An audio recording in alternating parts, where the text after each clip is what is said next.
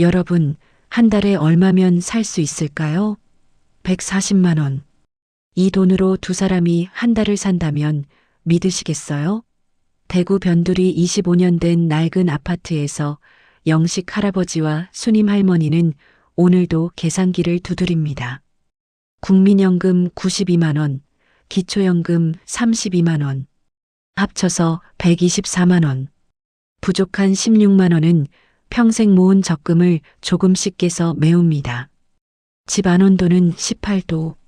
누비 손바지를 입고 전기장판 위에 앉아 하루하루를 버티는 이들의 이야기. 지금 시작합니다. 여러분, 구독, 좋아요. 살짝 한 번씩 눌러주시면 저에게 큰 힘이 됩니다. 정말 감사합니다. 대구의 서쪽 끝 성서공업단지를 지나 차로 10분을 더 들어가면 시간이 멈춘 듯한 동네가 나타납니다. 90년대 후반 신도시 열풍 속에서 태어났지만 이제는 도심의 화려함에 밀려나 변두리라는 이름표를 달게 된 곳이지요. 바로 그곳에 영식 할아버지와 수님 할머니의 18평 아파트가 있습니다. 25년이라는 세월은 아파트 외벽의 페인트를 좀 먹듯 갉아먹었습니다. 엘리베이터가 없는 5층짜리 건물은 노인들의 관절을 시험하는 가파른 계단을 품고 있었지요. 영식 할아버지는 오늘 아침에도 신음 섞인 숨을 내뱉으며 4층 복도에 멈춰 섰습니다. 무릎이 시큰거리고 허리가 뻐근했지만 쉬어갈 곳은 없었습니다. 복도식 아파트의 단점은 명확했습니다. 겨울이면 북풍이 복도를 타고 휘몰아쳐 현관문 틈새로 칼날 같은 바람을 밀어 넣었거든요. 영식 할아버지는 문을 열기 전 손등으로 시린 코끝을 훔쳤습니다. 현관문에는 문구점에서 산 노란색 스펀지 문풍지가 덕지덕지 붙어 있었지만 노쇠한 건물의 틈을 막기엔 역부족이었습니다. 집 안으로 들어서자 희미한 된장찌개 냄새와 오래된 가구에서 나는 특유의 나무 향이 할아버지를 맞았습니다. 수님 할머니는 거실 겸 주방, 바닥에 깔린 전기장판 위에 앉아 텔레비전을 보고 있었습니다. 화면 속에서는 화려한 옷을 입은 젊은 연예인들이 해외 휴양지에서 비싼 요리를 먹으며 깔깔거리고 있었지요. 왔어요? 시장은 좀 어떻던가요? 수님 할머니가 소리를 줄이며 물었습니다. 영식 할아버지는 장바구니에서 콩나물 한 봉지와 두부 한 모를 꺼내 식탁 위에 올렸습니다. 사람 사는 게 다 똑같지 뭐. 물가가 또 올랐더만. 콩나물이 500원이나 더 붙었어. 할아버지의 목소리에는 한숨이 섞여 있었습니다. 영식 할아버지는 겉옷을 벗지도 않은 채 할머니 옆에 앉았습니다. 집 안온도는 18도. 보일러를 틀지 않은 거실은 서늘했습니다. 두 분은 집 안에서도 약속이나 한 듯 누비 손바지와 두꺼운 스웨터를 껴입고 계셨습니다. 이분들에게 난방은 사치였고 전기장판은 생존이었습니다. 전기세가 가스비보다 싸다는 것을 알게 된 후로 보일러는 정말 견딜 수 없을 때만 잠깐 틀었습니다. 이 집의 한 달은 매달 25일 시작됩니다. 바로 영식 할아버지의 국민연금이 입금되는 순간이지요. 스마트폰 대신 낡은 폴더폰을 쓰는 할아버지는 문자가 오면 돋보기를 코끝에 걸치고 숫자를 확인합니다. 입금 국민연금공단 92만 3,450원. 할아버지는 이 숫자를 볼 때마다 지난 30년의 세월을 복습합니다. 20대 후반 대구의 섬유 공장에서 시작해 기름 냄새와 쇠 깎는 소리 가득한 현장을 전전했던 시간들. 외환위기 때 공장이 문을 닫아 막노동판을 전전하며 납부 예외를 신청해야 했던 수치스러운 기억들. 그래도 끝까지 포기하지 않고 20년의 가입 기간을 채웠던 것은 순전히 노후에 대한 막연한 공포 때문이었습니다. 나이 들어 자식들 손 벌리고 싶지 않았던 자존심 때문이었지요. 임자, 들어왔네. 영식 할아버지의 말에 수님 할머니가 고개를 끄덕입니다. 이어 며칠 뒤면 할머니의 기초연금 32만 원이 들어올 것입니다. 두 분의 연금을 합치면 124만 원. 하지만 이분들이 설정한 한 달 생활비는 140만 원입니다. 부족한 16만 원은 젊은 시절 아껴 통장에 넣어둔 적금에서 야금야금 파먹습니다. 영식 할아버지는 가끔 계산기를 두드립니다. 통장의 잔고를 16만 원으로 나누면 자신들에게 남은 유효기간이 나옵니다. 계산 결과는 늘 잔인했지만 할아버지는 할머니에게 말하지 않습니다. 그저 우리가 지금 가장 잘 살고 있는 거다라고 주문을 외듯 의존일 뿐입니다. 적어도 아직은 아파서 자식들에게 손 벌리지 않고 내 발로 화장실을 가고 매달 꼬박꼬박 내 통장에 돈이 찍히니까요. 영식 할아버지의 통장에서 가장 먼저 빠져나가는 것은 고정비라는 이름의 세금 같은 돈들입니다. 62만 원. 숨만 쉬어도 사라지는 이 돈의 무게는 상당했습니다. 관리비 고지서가 날아오는 날이면 수님 할머니는 돋보기를 들고 항목 하나하나를 살핍니다. 엘리베이터가 없으니 공동 전기료는 적지만 겨울엔 난방용 도시가스가 원수입니다. 영감, 지난달에 가스비가 8만 원이나 나왔어요. 이번 달엔 진짜 좀 아낍시다. 수님 할머니의 타박에 영식 할아버지는 말없이 내복을 한 겹 더 껴입습니다. 집안에서 입김이 날 정도가 되어야 보일러를 아주 잠깐 가동합니다. 온기가 가시기 전에 이불 속으로 몸을 밀어넣는 것이 이분들의 겨울나기 비법입니다. 낮에는 거실 전기장판 위에서 생활하고 밤에는 방 전기장판 위에서 잠을 잡니다. 방 하나는 아예 문을 닫아두고 들어가지도 않습니다. 통신비 9만 원도 만만치 않습니다. 영식 할아버지의 폴더폰 요금 2만 원, 수님 할머니의 알뜰폰 3만 원, 그리고 세상과의 유일한 연결 통로인 인터넷과 텔레비전 요금 4만 원. 젊은 사람들은 유튜브면 충분한데 왜 텔레비전 요금을 내느냐고 묻겠지만 영식 할아버지 부부에게 텔레비전은 고독사를 막아주는 유일한 말동무였습니다. 소리 없는 집안은 너무나도 차가웠기에 이분들은 보지 않아도 텔레비전을 켜두곤 했습니다. 사람 목소리가 들리면 그나마 외롭지 않았거든요. 그리고 23만 원의 보험료. 영식 할아버지는 이 돈을 낼 때마다 손이 떨립니다. 이걸 해지하면 고기를 한 근 더 사 먹을 텐데. 하지만 수님 할머니는 단호합니다. 안 돼요. 우리 나이에 한번 쓰러지면 수천만 원이에요. 그때 애들한테 그 큰 돈을 어떻게 내달라고 합니까? 차라리 지금 우리가 좀 굶는 게 낫지. 부부에게 보험은 건강을 위한 것이 아니라 자식들에게 짐이 되지 않기 위한 마지막 방어선이었습니다. 실제로 옆집 할머니가 낙상으로 입원했을 때 자식들이 병원비를 감당하지 못해 집을 팔았다는 소문을 들었습니다. 그 이야기를 들은 후로 수님 할머니는 보험료를 절대 건드리지 않습니다. 23만 원이 아깝지만 만약의 사태를 생각하면 이것만큼 중요한 돈도 없었습니다. 자식들에게 효도받지는 못해도 최소한 짐은 되지 말아야 한다는 것이 두 분의 철학이었습니다. 고정비를 떼고 나면 식비로 쓸 수 있는 돈은 45만 원 남짓입니다. 하루에 15,000원. 두 사람이 세 끼를 먹고 간식까지 해결하려면 정말 알뜰하게 써야 합니다. 수님 할머니는 시장의 달인입니다. 대형마트의 깔끔한 포장지 뒤에 숨은 가격 거품을 할머니는 용납하지 않습니다. 장날이면 버스를 타고 조금 떨어진 재래시장으로 향합니다.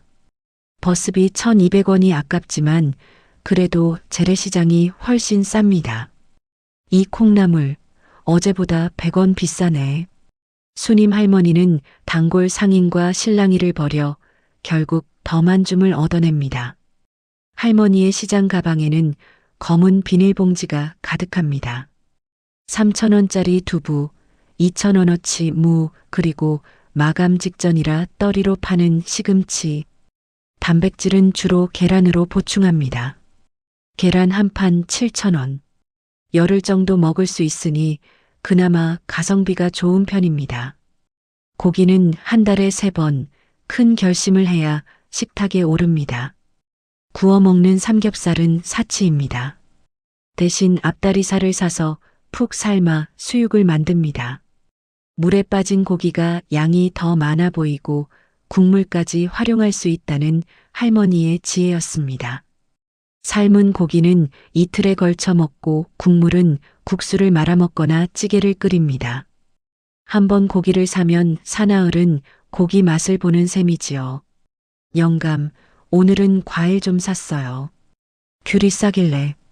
수님 할머니가 내민 비닐봉지에는 터지기 일보 직전에 작은 귤들이 들어 있었습니다. 박스로 사면 결국 썩어서 버리게 된다는 것을 알기에 할머니는 딱 사흘 분량의 과일만 삽니다. 먹는 걸 줄이는 게 아니라 버리는 걸 줄이는 게 돈 버는 거다. 수님 할머니가 입버릇처럼 하는 말입니다. 그 소박한 식탁 위에서 부부는 밥알 하나 남기지 않고 식사를 마칩니다. 이분들에게 음식은 맛이 아니라 내일 하루를 더 살아가기 위한 연료였습니다. 젊은 시절에는 맛있는 것도 찾아 먹고 외식도 자주 했지만 이제는 그런 사치를 부릴 처지가 못 됩니다. 그래도 할머니는 최선을 다해 맛있게 요리합니다. 재료가 변변치 않아도 할머니의 손을 거치면 따뜻한 한 끼 식사가 됩니다. 아침은 주로 된장찌개와 밥, 점심은 국수나 라면에 계란 하나 풀어서, 저녁은 다시 밥과 간단한 반찬. 이렇게 하루 세 끼를 해결합니다. 가끔 손주들이 오면 할머니는 며칠 전부터 준비합니다. 고기도 사고 과일도 넉넉히 준비하지요. 손주들 앞에서만큼은 가난한 모습을 보이고 싶지 않았습니다. 손주들이 돌아간 후 일주일은 더 빡빡하게 살아야 하지만 그래도 기쁩니다.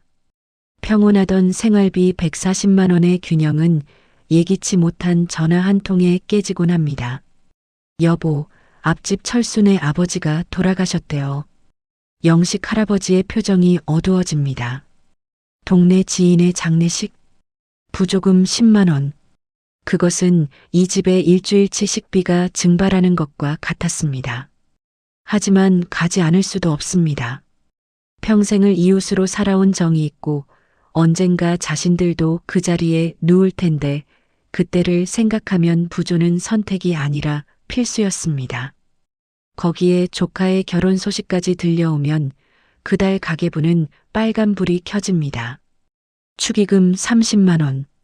영식 할아버지는 밤새 통장을 만지작거립니다. 예금 잔액이 줄어드는 소리가 귓가에 들리는 듯 했습니다. 줄이고 싶지만 평생을 쌓아온 체면과 관계를 저버릴 수는 없었습니다. 조카가 태어났을 때 돌잔치에도 갔고 100일 때도 선물을 했는데 결혼식에 가지 않을 수는 없지요. 그럴 때면 부부는 약속이라도 한 듯 식단에서 과일을 빼고 보일러 전원을 아예 꺼버립니다. 고기도 그달은 포기합니다. 라면으로 때우는 날이 많아지고 계란도 하루에 한 개씩만 먹습니다. 그렇게 한 달을 버티면 다음 달 연금이 들어올 때까지 견딥니다. 통장 잔고가 줄어드는 것을 보면 가슴이 철렁하지만 어쩔 도리가 없습니다. 사람 사는 세상에서 완전히 벗어날 수는 없으니까요. 병원비 역시 시한폭탄입니다. 영식 할아버지는 고혈압 약을, 수님 할머니는 관절염 약을 먹습니다. 동네 의원을 다니며 처방받는 것은 그나마 감당할 수 있습니다. 한 달에 약값이 2만 원 정도 나오니까요. 하지만 갑자기 무릎이 부어오르거나 심장이 두근거려 큰 병원에 가야 하는 날이면 부부의 손은 떨립니다. 검사비 20만 원. 그것은 한 달 생활비의 근간을 뒤흔드는 거액입니다. 병원 로비에 앉아 영식 할아버지는 생각합니다. 돈보다 아픈 게 무섭다고. 아프면 이 모든 생활이, 이 평범한 가난조차 유지할 수 없게 되니까요. 건강을 잃으면 자립도 잃고 존엄도 잃습니다. 그래서 두 분은 건강관리에 신경을 씁니다. 매일 아침 동네 뒷산을 산책합니다. 돈 안 드는 운동이면서도 건강에는 제일 좋다고 하니까요. 할아버지는 담배도 끊었습니다. 할머니는 짠 음식을 줄였습니다. 조금이라도 더 건강하게 살아야 병원비를 아낄 수 있다는 것을 아니까요. 어느덧 해가 지고 대구 변두리의 아파트 단지에도 어둠이 내립니다. 낡은 가구들 사이로 스며드는 가로등 불빛이 거실을 비춥니다. 영식 할아버지는 닳아버린 운동화 밑창을 강력 접착제로 붙이며 중얼거립니다. 조금만 더 버텨보자고. 새 운동화 한 켤레 3만 원이면 사흘치 식비입니다. 밑창만 붙이면 한 달은 더 신을 수 있으니까요. 수님 할머니는 옷장에서 헌 옷을 꺼내 기운을 댑니다. 바느질로 해결할 수 있는 것은 절대 버리지 않습니다. 양말도 구멍난 부분만 꿰매서 신습니다. 젊은 사람들 눈에는 초라해 보일지 모르지만 이분들에게는 당연한 일상입니다.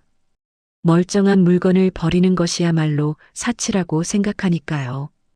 이분들에게 여행은 꿈도 꿀 수 없는 이야기입니다. 텔레비전에서 실버 여행 상품 광고가 나오면 수님 할머니는 채널을 돌립니다. 보면 마음만 아프니까요. 새 옷은 언제 샀는지 기억조차 가물가물합니다.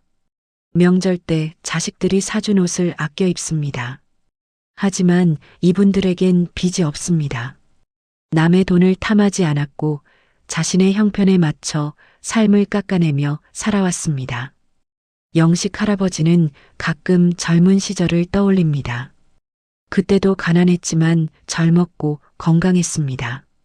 힘들게 일해서 번 돈으로 가족을 먹여 살리는 것에 자부심이 있었습니다.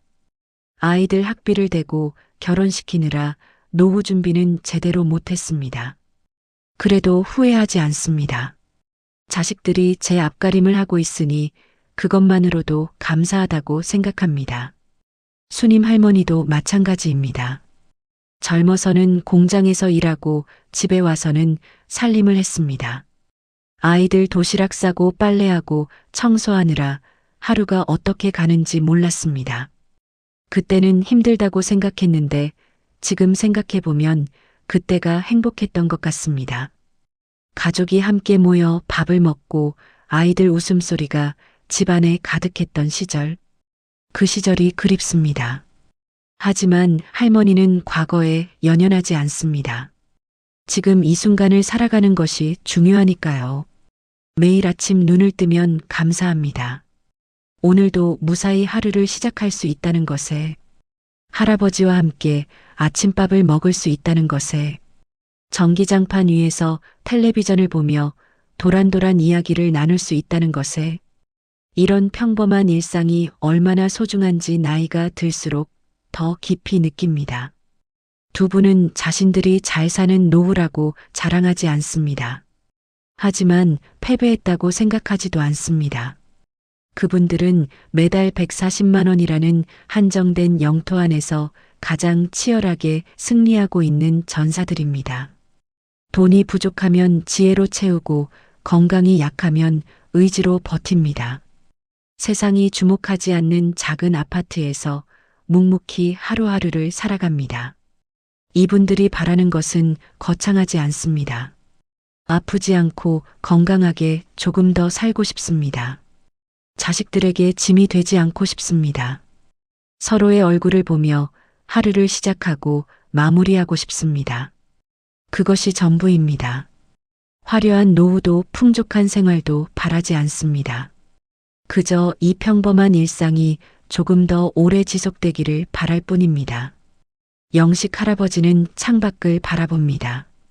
낡은 아파트 단지 너머로 대구 시내의 불빛이 반짝입니다. 저 불빛 아래에도 수많은 사람들이 각자의 삶을 살아가고 있겠지요.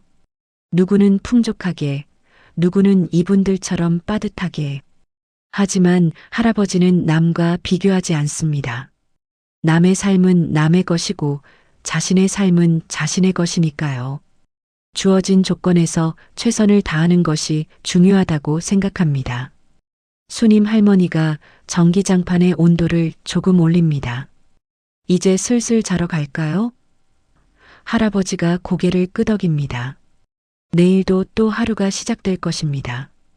시장에 가서 장을 보고 약국에 들러 약을 받고 집에 돌아와 밥을 짓고 텔레비전을 보며 하루를 보낼 것입니다. 특별한 일은 없지만 그 평범함이 이분들에게는 가장 큰 축복입니다. 임자, 자자고. 내일은 또 내일의 해가 뜨겠지. 전기장판의 온기 속에 두 사람이 몸을 눕힙니다. 비록 복도에서는 겨울바람이 울부짖고 통장의 숫자는 조금씩 줄어들겠지만 이분들은 서로의 체온을 나누며 오늘 하루도 무사히 넘겼음을 감사합니다. 할아버지의 손이 할머니의 손을 꼭 잡습니다. 거칠고 주름진 손이지만 따뜻합니다. 평생을 함께 살아온 반려자의 손. 그 손을 잡으면 어떤 어려움도 이겨낼 수 있을 것 같습니다. 돈이 부족해도 건강이 예전 같지 않아도 이 사람이 곁에 있으면 든든합니다. 두 분은 젊은 시절 연애 결혼을 했습니다. 부모님의 반대를 무릅쓰고 사랑으로 맺어진 부부였지요. 그때는 사랑만 있으면 무엇이든 할 수 있을 것 같았습니다. 실제로 가난했지만 행복했습니다. 좁은 새방에서 시작했지만 서로를 믿고 의지하며 한 걸음씩 나아갔습니다. 아이들이 태어나고 가족이 늘어나면서 책임감도 커졌습니다. 세월이 흘러 이제는 머리도 희끗희끗하고 허리도 굽었지만 그때의 사랑은 여전합니다. 아니, 오히려 더 깊어졌다고 할 수 있습니다. 젊었을 때의 뜨거운 사랑이 이제는 따뜻한 동반자애로 변했습니다. 서로의 약점을 알고 단점을 받아들이며 함께 늙어가는 것. 그것이 진짜 사랑이라는 것을 이분들은 알고 있습니다. 25년 된 낡은 아파트, 18평의 공간. 그곳에는 화려하지는 않지만 누구보다 단단한 대한민국 노년의 진짜 얼굴이 살고 있었습니다. 140만 원으로 살아가는 이분들의 삶은 누군가에게는 초라해 보일 수 있습니다. 하지만 그 속을 들여다보면 지혜와 절제와 사랑이 가득합니다. 수님 할머니는 매일 아침 일어나면 가계부를 펼칩니다. 빨간 펜으로 지출 내역을 꼼꼼히 적습니다. 오늘은 두부 3,000원, 콩나물 2,000원, 계란 7,000원, 합계 12,000원. 예산 내에서 잘 지출했습니다. 할머니는 흡족한 표정으로 가계부를 덮습니다. 이렇게 하루하루 기록하다 보면 한 달이 지나고 1년이 지납니다. 그렇게 시간이 쌓이면서 이분들의 삶도 쌓입니다. 영식 할아버지는 가끔 동네 경로당에 들립니다. 거기서 친구들을 만나 화투도 치고 이야기도 나눕니다.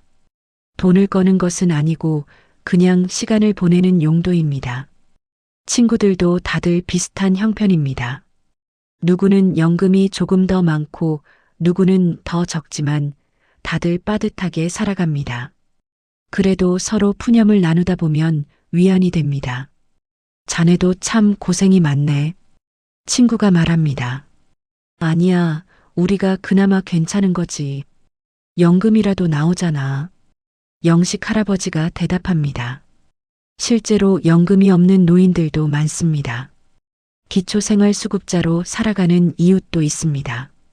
그분들에 비하면 이분들은 그나마 나은 편입니다. 자신들보다 어려운 사람을 보면 감사한 마음이 듭니다. 경로당에서는 가끔 무료 급식도 나옵니다. 지역 복지관에서 지원하는 프로그램이지요. 할아버지는 처음에는 자존심이 상해서 받지 않으려 했습니다. 하지만 친구들의 권유로 한번 가보니 생각이 바뀌었습니다. 이것은 시혜가 아니라 사회가 노인들을 배려하는 제도라는 것을 깨달았습니다. 평생 세금 내고 살았는데 이 정도 혜택은 당당히 받을 자격이 있다고 생각하게 되었습니다. 그날 점심은 집에서 해결하지 않아도 되니 식비가 절약됩니다. 한 달에 두세 번 정도 이용하면 몇만 원이 절약됩니다. 그 돈으로 할머니는 과일을 조금 더 사고 할아버지는 친구들과 커피 한 잔 마실 수 있습니다. 작은 것이지만 삶의 질이 조금 올라갑니다. 수님 할머니도 복지관 프로그램에 참여합니다. 노인 건강 체조 수업이 있는데 무료로 진행됩니다. 일주일에 2번 1시간씩 운동을 하면 관절도 좋아지고 친구들도 사귈 수 있습니다. 할머니는 이 시간을 무척 좋아합니다. 집에만 있으면 답답한데 밖에 나가서 사람들을 만나니 기분이 좋아집니다. 이분들은 주어진 복지 혜택을 최대한 활용합니다. 하지만 욕심을 부리지는 않습니다. 정말 필요한 것만 받고 다른 사람들에게도 기회가 돌아가기를 바랍니다. 자신들보다 더 어려운 사람들이 있다는 것을 알기 때문입니다. 이런 배려심이 이분들을 더욱 존경스럽게 만듭니다. 계절이 바뀌면 이분들의 생활도 조금씩 변합니다. 봄이 오면 산책 횟수가 늘어납니다. 뒷산에 진달래가 피면 할머니는 꽃을 따서 집에 가져옵니다. 물에 담아두면 방안이 화사해집니다. 꽃을 사는 것은 사치지만 산에서 꺾어온 꽃은 공짜입니다. 작은 기쁨이지만 할머니의 얼굴에는 미소가 번집니다. 여름이 오면 전기료와의 전쟁이 시작됩니다. 더워도 에어컨은 꿈도 못 꿉니다. 선풍기만으로 버팁니다. 낮에는 복도 끝 그늘진 곳에 앉아 바람을 쐰니다. 저녁에는 창문을 활짝 열어 통풍을 시킵니다. 밤에 잠을 잘 때는 몸에 물을 뿌리고 선풍기 바람을 쐬면 그나마 시원합니다. 이렇게 여름을 견딥니다. 가을이 오면 할머니는 김장 준비를 시작합니다. 요즘은 김장을 안 하는 집도 많지만 할머니는 여전히 직접 담급니다. 김치를 사 먹는 것보다 담가 먹는 것이 훨씬 경제적이거든요. 배추 한 포기에 1,500원, 무 한 개에 1,000원. 재료를 하나하나 모아서 김장을 합니다. 힘들지만 한번 담가 놓으면 겨울 내내 먹을 수 있습니다. 김장철이 되면 아들 내외가 도와주러 옵니다. 그날만큼은 집이 시끌벅적합니다. 며느리가 배추를 씻고 아들이 물을 깎습니다. 할머니는 양념을 만들고 할아버지는 심부름을 합니다. 온 가족이 모여 김장을 하는 모습은 옛날 그대로입니다. 힘들지만 행복한 시간입니다. 김장이 끝나면 아들이 용돈을 줍니다. 어머니, 이거 쓰세요. 10만 원짜리 지폐 한 장. 할머니는 사양하지만 아들은 우기며 놓고 갑니다. 할머니는 그 돈을 소중히 간직했다가 손주들 용돈으로 씁니다. 자식에게 받은 돈을 손주에게 주는 것. 그것이 할머니의 작은 즐거움입니다. 겨울이 오면 다시 남방과의 전쟁이 시작됩니다. 올해 겨울은 얼마나 추울까? 가스비는 얼마나 나올까? 할머니는 벌써부터 걱정입니다. 작년 겨울에는 가스비가 10만 원 넘게 나온 달도 있었습니다.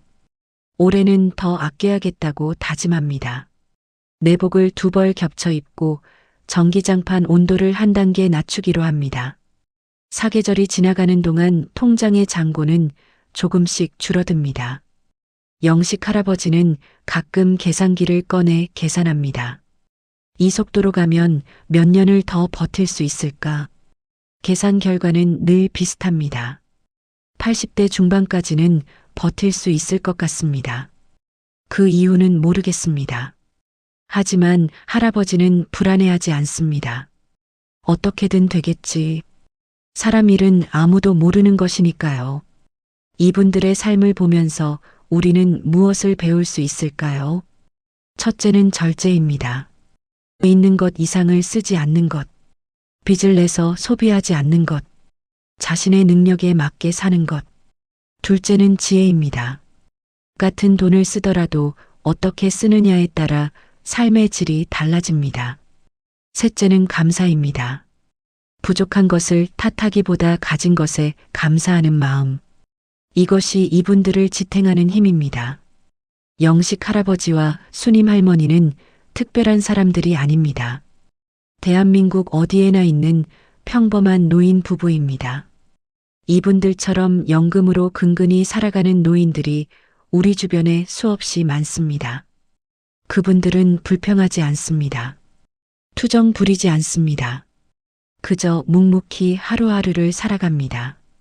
우리 사회는 이런 어르신들에게 빚을 지고 있습니다. 이분들이 젊었을 때 일하고 세금 내고 나라를 세운 덕분에 우리가 지금 이렇게 살 수 있는 것입니다. 하지만 정작 이분들의 노후는 넉넉하지 못합니다. 140만 원으로 살아가는 이분들의 현실을 우리는 외면해서는 안 됩니다. 물론 정부도 여러 정책을 펼치고 있습니다. 기초연금을 인상하고 노인 일자리를 만들고 복지 프로그램을 확대하고 있습니다. 하지만 아직 부족합니다. 더 많은 관심과 지원이 필요합니다. 이분들이 최소한의 인간다운 삶을 살 수 있도록 사회가 책임져야 합니다. 우리 개개인도 할 수 있는 일이 있습니다.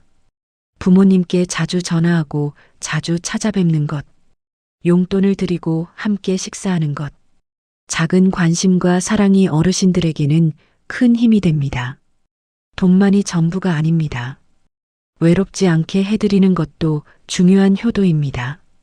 영식 할아버지와 수님 할머니의 이야기는 계속됩니다. 내일도 모레도 이분들은 140만 원으로 하루를 살아갈 것입니다.